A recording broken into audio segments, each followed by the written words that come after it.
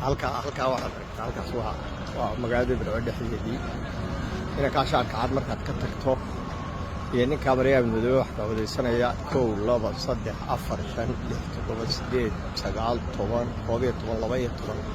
ka kacay markaad ku darto iyo ka daba dhaqaaqay fadhiistay iyo kamarada casle 16 nin baa halka fadhiya 16 kaasuba waa Oromo waxay baalashaynayaan meel walbana way ka shaqeeyaan saasay tuban yihiin mid baa dareemay inaan wax duubayo caladay suuqa hal allaale halkii aad istaagtaba saasay u tuban yihiin oo ay yani markaa wax ku muuqanaysaa in dalkii la wareegayo waa rag waaweyn oo military maaha dhalinyaro maaha carruur maaha rag waaweyn Oromo lagu soo yaacinaya yaacaysa Oromona waxaa la yiraahdaa oo mar waliba ay soo wadaa Oromona xamashay soo wadaa waxay ku qabsadeen harar waxay qabsadeen waasaad Oromo badan oo yaacaysa oo maaragtay oo mas'uul sheeganaysa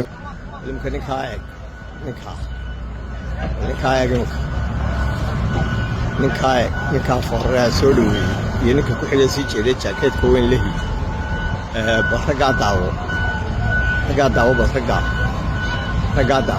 waa ragga ugu yar 26 jir yahay bal ninka dheer soconaya ninka dheer soconaya oo kuwa ninka madaxa casle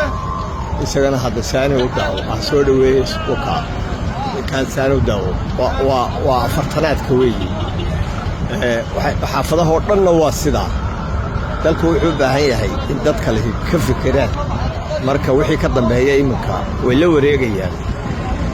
markii Axmed Gurey dhintay waxa la wareegay xilkii Amiir Nuur la dhihi jiray ninkaas meeshii qabtay xukumi jiray ninkaas oo ka dhaartay Oromada darbigan dheer iyo waxaas inay soo galaan waa diidi jiray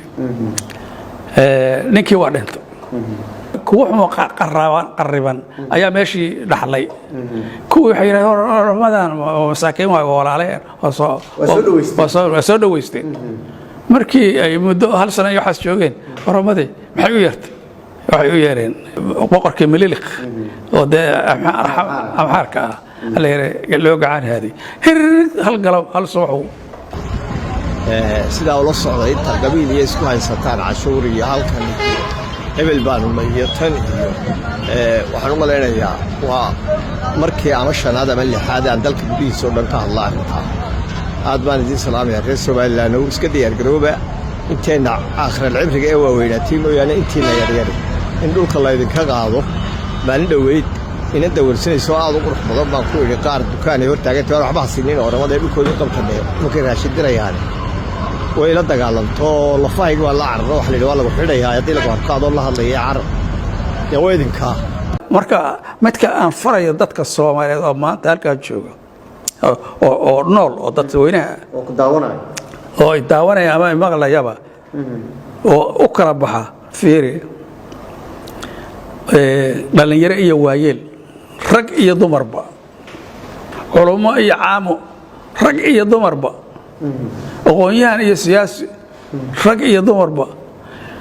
ganacsade iyo yani hantiile iyo miskiin rag iyo dumarba in meel kasto la joogo maahan Soomaaliya kaliya meel kasto Soomaalidu joogto in arrintaas ka dhidhido